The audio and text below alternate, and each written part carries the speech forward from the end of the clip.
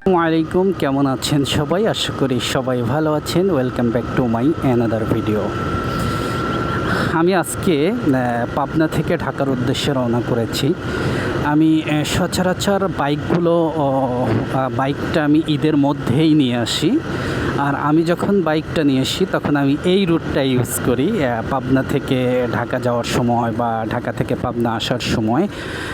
কেননা এই রাস্তাটা অনেক ফাঁকা থাকে। এটা হচ্ছে বেরিবাদের রোড, যেটা কিনা সুজানগর হয়ে যদি আমি কাজিরহাটে আসি তাহলে এই রাস্তাটার দুই পাশে অনেক গাছপালা থাকে যেগুলো, এবং রাস্তাতে ছায়া থাকে।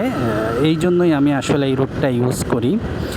আপনারা যারা পাবনার মানুষ আছেন এই রুটটা ইউজ করবেন, দেখবেন আপনাদের কাছে অনেক ভালো লাগবে।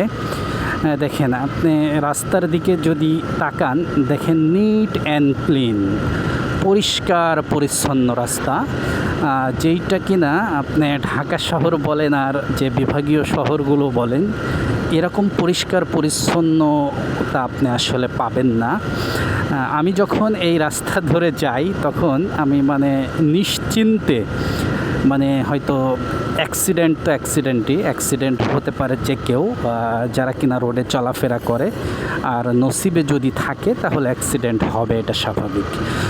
তো সেই ক্ষেত্রে আমি এই রাস্তাটা ইউজ করি। এই রাস্তাতে আপনারা দেখছেন যে অনেকক্ষণ ধরেই আমি ভিডিওতে আছি এবং আপনাদের সঙ্গে কথা বলছি। আপনারা কি দেখেছেন যে অনেক ঘন ঘন গাড়ি আসে? এরকম কিন্তু না। আমি শুধুমাত্র এই রোডটাতেই বলছি না, অনেক রাস্তাঘাট আছে গ্রামের যেগুলোতে আসলে মানুষজন অত ইউজ করে না। আপনারা আমার স্ক্রিনে দেখতে পাচ্ছেন যে দুই পাশ দিয়ে কত গাছ, আর মাঝখান দিয়ে চলে গেছে পিচ ঢালা রোড। আর আমি এই রোডটা ধরেই আমি আমার গন্তব্যে রওনা হয়েছি। তবে গ্রাম সবারই ভালো লাগে, সেমভাবে আমারও ভালো লাগে। কারণ আমরা যখন শহরে কাজকর্মে ব্যস্ত থাকি, শহরের কোলাহল, গাড়ির হর্ন, ধোঁয়া, সব মিলায় একাকার, যেটা আমাদের থাকতে হয়, কারণ আমাদের জীবিকার তাগিদে আমাদেরকে থাকতে হয়। যখনই আমরা কোনো উৎসবে, যেমন বিশেষ করে আমাদের বাংলাদেশের প্রেক্ষাপটে যদি বলি, তাহলে বড় দুইটা উৎসব হচ্ছে ঈদুল ফিতর আর ঈদুল আজহা, যেটা মুসলমানদের জন্য। সো আমরা এই ঈদগুলোতেই বেসিক্যালি অনেক সময় পাই, ছুটি পাই প্রায় সপ্তাহখানেকের মতো। অনেক সময় যারা গভর্নমেন্ট জব করে তাদের ক্ষেত্রে আরও বেশিও হতে পারে।